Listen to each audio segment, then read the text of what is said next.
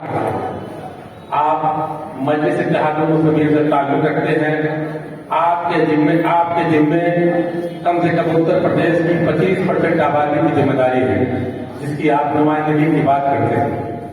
अभी महीने भर पहले आपने देखा कि दिल्ली में एक हादसा हुआ, लगभग 700 साल पुरानी मस्जिद गिरा दी गई। पूरे उत्तर प्रदेश में जितने मस्जिद के जिम्मेदार यहां बैठे हुए, किसी ने एक पन्ने पर दरखास्त लिख करके भी क्या जिलाधिकारी को सौंपा कि ये जुल्म हो रहा है, इसका विरोध करते हैं। हम इस बात का दावा तो करते हैं कि हम सियासी लोग हैं और सियासत कर रहे हैं, मजलिस की सियासत कर रहे हैं। आज पूरे हिंदुस्तान में मजलिस बाजुआ अकेला ऐसा शख्स है जो पूरे हिंदुस्तान में जो जुल्म हो रहा है उसकी आवाज उठा रहा है, और हम लोग उसकी जिले में नुमाइंदगी कर रहे हैं, प्रदेश में नुमाइंदगी कर रहे हैं। एक 10-12 जिलों की क़यादत कर रहे हैं। क्या हम लोग की भी कुछ जिम्मेदारी बनती है? अगर हमारी जिम्मेदारी बनती है तो हम ये पूछना चाहते हैं कि हमने क्या किया।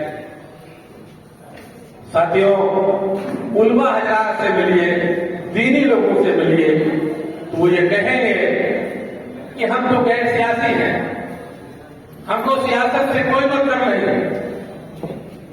साथियों, गैर सियासी तो जानवर हुआ करते हैं।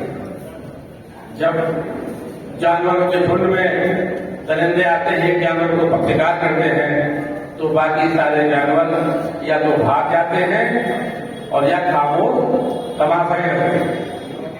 आबादी के लिहाज से उत्तर प्रदेश में हमारे समाज की 25% की लगभग आबादी है। सरकारी आंकड़े के मुताबिक 22% आबादी आपकी उत्तर प्रदेश में है, 18% आबादी बिहार में है। और आपकी सियासी गैरत इस तरह बढ़ गई है कि हम आप मुसलमानों के ऊपर हो रहे जुल्म का एहतजाज करना तो छोड़ दीजिए, उसमें एक बंदे का विरोध भी प्रदर्शन नहीं कर रहे हैं, मुंह से बोलने की बात करते हैं। और हम ये उम्मीद करते हैं कि हम इलेक्शन लड़कर इक़्तिदार में आएंगे।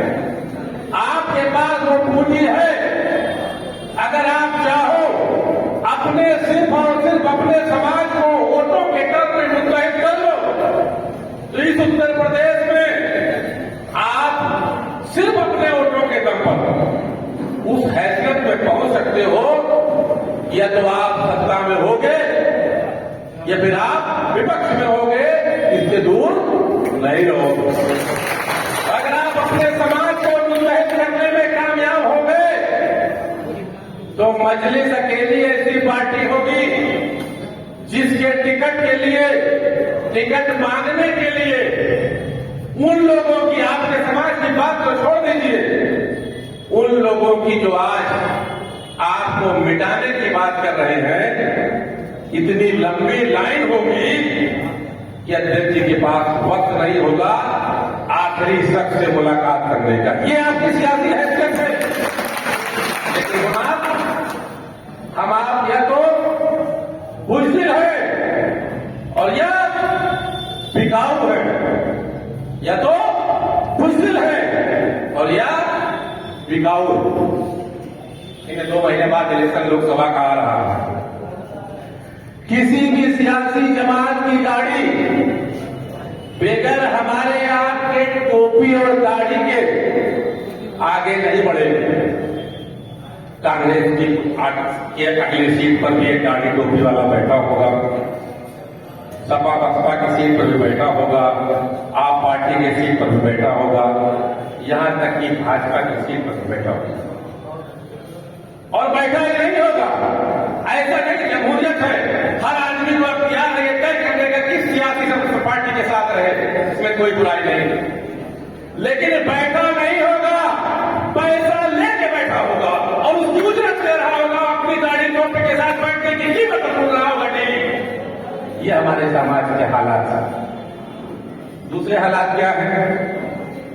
अभी हमने आपने देखा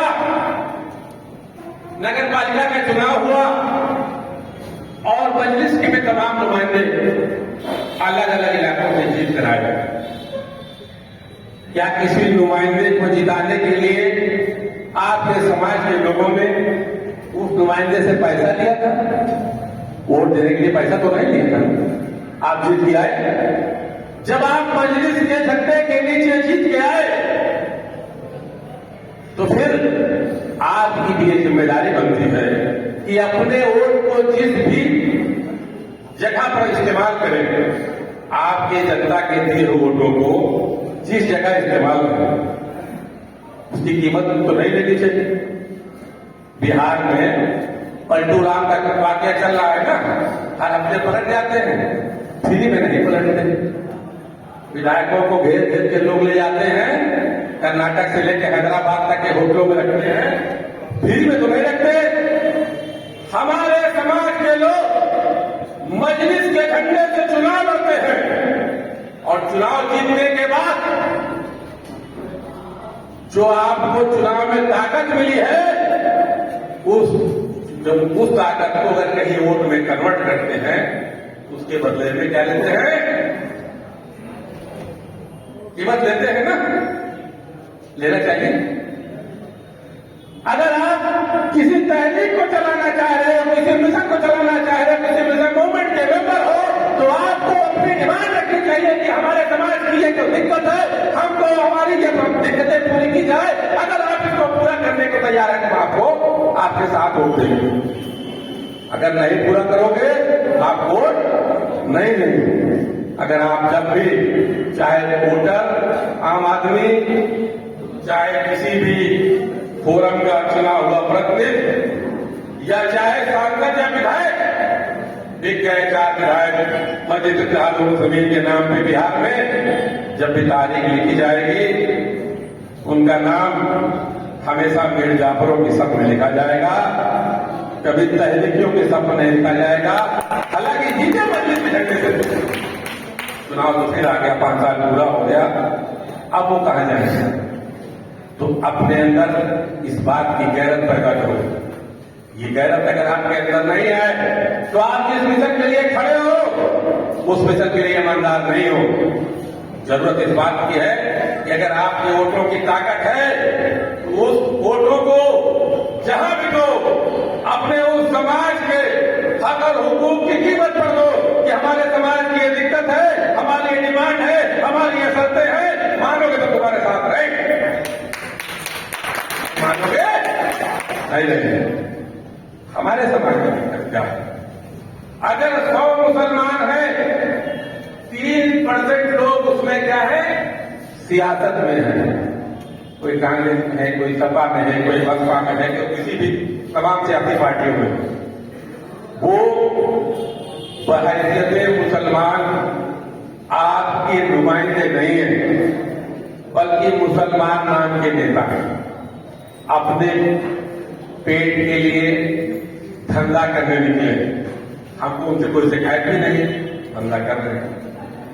97% वो लोग हैं जो सियासत में नहीं है और उस 97% लोगों में 50% ऐसे 50 लोग, 97 में से 50 ऐसे लोग हैं जिनको अपने इलाके के विधायक का नाम भी नहीं मालूम है, इतना उनको सियासत से हिस्सेदारी नहीं।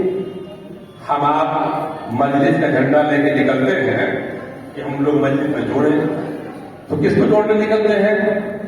शहर के सबसे बड़े पूंजीपति को, शहर के सबसे बड़े नेता को, मुसलमान नाम के नेता को जोड़ने निकलते हैं। वो आपके साथ कभी नहीं आएंगे और अगर आएंगे तो वक्त पर पलटू राम की तरह पलट जाएंगे। जैसे बगल में भी जौनपुर सुल्तानपुर जिला था, 3 लोग जिला दल जीते थे और वोट देने के वक्त भाग गए भाजपा में। मिर्जापुर जिला है, मिर्जापुर जिले के पूरा जिला के साथ पूरी टीम भाजपा में चली गई।